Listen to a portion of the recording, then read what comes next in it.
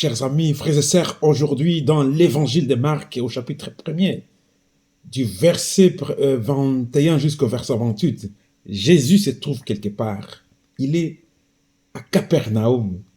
Comme vous le savez, ce nom n'est pas étranger auprès de vous. Dans notre imaginaire symbolique, dans notre langage courant, ce nom Capernaum ou Capharnaüm, ça évoque le désordre et la confusion. Vous entendez souvent quand un parent entre dans la chambre de son ado, et qu'est-ce qu'il s'exclame souvent? Ta chambre est un vrai Capharnaüm. Eh bien, nous sommes aujourd'hui avec Jésus à Capernaum, cette ville de Galilée qui abrite une garnison romaine, un bureau de taxes, une ville loin de Jérusalem, loin du temple, loin de tout en terre, métissée par les différentes occupations étrangères, terre un peu méprisée par la capitale. Et donc, c'est là que Jésus va y vivre plusieurs moments importants de son ministère. Capernaum, littéralement, Capharnaüm, village de la consolation. Et ce nom va aujourd'hui, vous qui nous attendez aujourd'hui, vous qui nous suivez, ce nom peut faire un programme pour vous aussi aujourd'hui. Si nous avons les sentiments d'être dans un Capharnaüm intérieur, le texte d'aujourd'hui nous parlera certainement et nous apaisera, puisque Jésus, par sa parole, va faire de ce lieu un lieu de consolation. Voici maintenant Jésus qui entre un jour de sabbat dans la synagogue de Capernaum. Comme les Juifs de son époque, Jésus a l'habitude de fréquenter la synagogue, un lieu où les gens se rassemblent pour la prière et l'écoute de la parole de Dieu chaque 7e jour ou les sabbats. La question qu'on peut se poser, qu'est-il venu y faire? Le texte nous le dit, il est venu y enseigner. Enseigner veut dire instruire, transmettre des connaissances. Quand on est dans une synagogue, un jour de sabbat, que va-t-on réellement y enseigner? S'il s'agit des scribes, la chose est parfaitement claire. Ils y enseignent la Torah, la loi de Dieu, les instructions de Dieu. C'est ce qu'on attend d'eux, en effet. Ils analysent minutieusement les commandements, ils commentent jusque dans les moindres détails un passage de la Torah. Ces textes, ces paroles qui sont toujours répétées, argumentées avec des détails, ces paroles se retrouvent alors vidées de leur sève, de leur force, et ne parvenaient plus à se frayer un chemin vers le cœur et les esprits pour les ranimer, leur redonner vigueur. La parole était devenue vide, insipide, plate, sans relief. La parole avait perdu cette fonction percutante qui vient sonner, étourdir celui qui l'écoute et la reçoit. Quand Dieu parle, sa parole vient nous secouer et nous faire réagir. Les dieux dont la parole a jadis terrifié les hommes sur la montagne de l'Horeb, ces dieux jugent, et le Dieu qui désormais se penche, s'approche pour libérer l'humanité qui est ligotée et liée. Alors, est-ce qu'on peut dire qu'aujourd'hui cette prophétie se réalise en Jésus? Oui, manifestement, en regardant la réaction de l'auditoire. Au verset 22, Marc nous dit « Ils étaient frappés de son enseignement, car il les enseignait un homme qui a autorité et non pas comme les scribes. » L'évangéliste Marc ne nous dit pas ce que Jésus a enseigné, mais nous comprenons que Jésus a fait découvrir aux participants autre chose que ce à quoi ils s'étaient habitués. Les voilà frappés d'étonnement, surpris par ce qu'ils entendent, car ils découvrent une autorité, à cette parole, une force nouvelle qui émane de la cohérence entre les paroles dites et celui qui les prononce.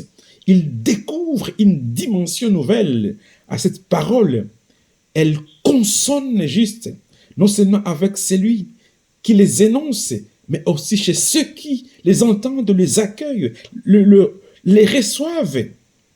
Ce n'est donc plus une parole sur Dieu qui vient d'être délivrée comme le font les scribes, mais une parole de Dieu qui en est la source, l'origine et qui lui donne cette autorité, l'autorité exousia, une autorité des règles, des dominations, des juridictions, de plein droit, de pouvoir, de privilèges et de prérogatives. Jésus a enseigné avec une conviction, une objectivité, une domination et une clarté absolue. Il a dit la vérité avec confiance inébranlable du roi divin et le peuple ne pouvait que répondre avec émerveillement. Alors, chers amis, frères et sœurs, quel contraste entre les paroles profondément perçantes de Jésus et les enseignements des scribes qui manipulaient les Écritures. Ils enseignaient souvent de manière mystique, confuse et souvent axée sur les détails plutôt que d'expliquer fidèlement le sens simple de l'Écriture. Il se réjouissait des réflexions complexes, des allégories fantaisistes, des idées obscures, des notions mystiques et des enseignements des rabbins intérieurs. Lorsque Jésus commença à expliquer parfaitement les textes bibliques, il était clairement différent. Il n'a pas tiré sa théologie des réflexions d'autres personnes. Il n'a pas non plus proposé une variété d'explications possibles. Son enseignement était absolu et non arbitraire. C'était logique et concret, ni évasif, ni ésotérique. Ses arguments étaient raisonnables, incontournables et axés sur des questions essentielles. Le message de Jésus était si captivant et si puissant que son auditoire restait assis dans un silence stupéfait, s'accrochait à chaque mot qu'il prononçait. Selon l'évangile de Luc, au chapitre 19, verset 48, le parallèle de ce texte. Jésus parle à partir de qui il est, Dieu.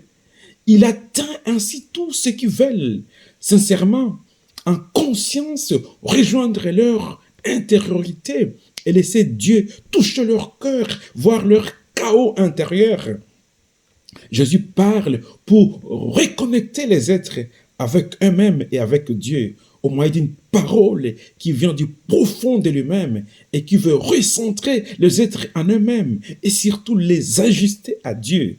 C'est lui qui est l'auteur de toute parole créatrice et restauratrice, cette parole des origines qui est passée tout au long de l'histoire par la médiation d'hommes et de femmes. Jésus vient avec cette parole, non pas celle qui écrase, humilie, abaisse l'être humain, mais celle qui le libère, l'aide à grandir. L'autorité de la parole de Jésus se révèle par sa capacité à faire grandir quelqu'un dans sa propre existence, son projet de vie, la qualité de ses relations. La crainte alors maintenant, la crainte silencieuse va être violemment.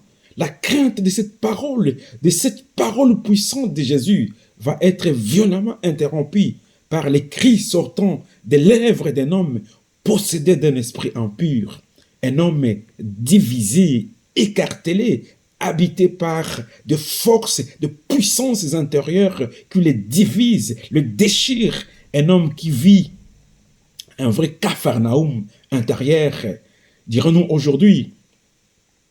Il ne s'appartient plus. Il est squatté par de force. Il est le jouet de force qui l'aliène et lui ôte tout accès à lui-même.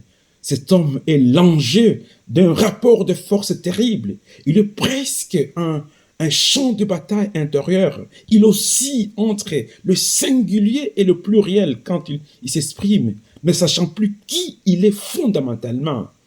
Alors, ces forces qui sont à lui s'expriment.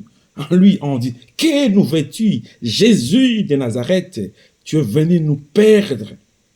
Je sais qui tu es, le sang de Dieu, l'esprit impur, La force qui a pris possession dans cet homme et qui l'écartèle en lui-même a très bien compris qu'il y a incompatibilité fondamentale entre lui et Jésus. Que nous vêtus? Qu'y a-t-il qui nous lie? Qu'avons-nous en commun? Chers amis, frères et sœurs, rien, évidemment.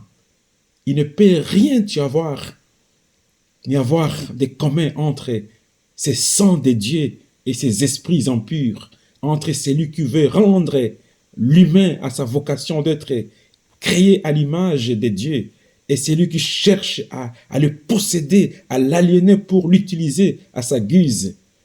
De là, la violence des mots, des expressions, la tension qui habite toute cette scène. Celui qui a déjà participé à une séance d'exorcisme, c'est une telle tension qui peut habiter une scène pareille. Il y a un terrain. Et quel terrain, frères et sœurs? Un être humain déstructuré, aliéné, volé à lui-même par des forces qui le déchirent, l'empêchent d'habiter l'existence à laquelle le Père l'a destiné. Un terrain qui est le lieu d'un combat pour rendre un humain à sa vraie vie, pour rendre un enfant à son Père, pour reconnecter une existence à sa vraie source. Et Jésus accepte l'affrontement et sa violence. Il ne ménage pas ces squatters indésirables que l'esprit impur. Il le menace, lui ordonne de se taire et de sortir de l'homme. Il accepte l'affrontement, car c'est un combat qu'il veut mener pour récupérer cette vie violée, volée, kidnappée, aliénée, et lui restituer sa vraie personne. Il veut lui permettre de reprendre possession de son existence, de réinvestir cette vie dans laquelle il pourra grandir, être restauré et entendre résonner la parole qui lui est destinée. Alors Jésus dit, tais-toi, sois muselé. Jésus oblige les démons à se taire, car sa parole est une parole, la parole des démons est une parole trompeuse. Dans sa confession du sang de Dieu, il n'intègre pas la dimension de la foi, ni de la souffrance, ni de la mort qui accompagneront la réalité de l'homme de Nazareth, qui, sang de Dieu, Messie devra passer par la passion et la croix. Le démon doit se taire, car sa parole sert à lier les pauvres, qui est son otage. La parole du Christ sera celle qui libérera. Sors de cet homme. Jésus permet à cet homme de passer de Capharnaüm, désordre et chaos, à Capernaum, village de la consolation, village où Dieu vient redire son attention, sa tendresse, son amour, sa volonté d'alliance pour faire vivre et non pour museler l'instinct et la parole de vie. Chers amis, frères et sœurs, l'enseignement du Christ a autorité. Il se donne à voir dans des gestes qui traduisent la force des paroles prononcées. La parole rejoint l'intériorité, provoque des combats, suscite des luttes intérieures, car nous sommes tous habités de forces contraires qui nous déchirent, nous écartèlent. Certaines de ces forces nous plaisent inconsciemment et nous avons la responsabilité de les identifier comme néfastes à notre épanouissement. Chers amis, frères et sœurs, l'autorité de l'Évangile permet à celui qui l'accueille de grandir et de devenir acteur de sa propre vie.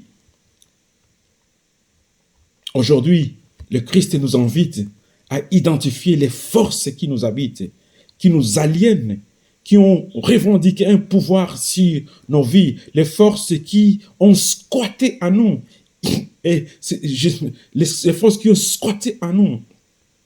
Le Christ veut museler, faire taire ces forces qui nous empêchent d'habiter la vraie vie à laquelle Dieu nous appelle, qui nous empêchent de reconnaître à quelle dimension Dieu veut nous augmenter pour que nous puissions proclamer la même parole et faire reconnaître la même autorité par ceux à qui nous en témoignerons. Oui, frères et sœurs, Jésus est le resplendissement direct de Dieu. À travers lui, est la plus belle chose sur laquelle nous pouvons nous appuyer. C'est un don de Dieu envers notre humanité. Oui, Jésus est l'autorité suprême pour nous conduire à Dieu et nous faire entrer dans les royaumes divins de la communion d'amour avec le Seigneur, l'Éternel, notre Dieu.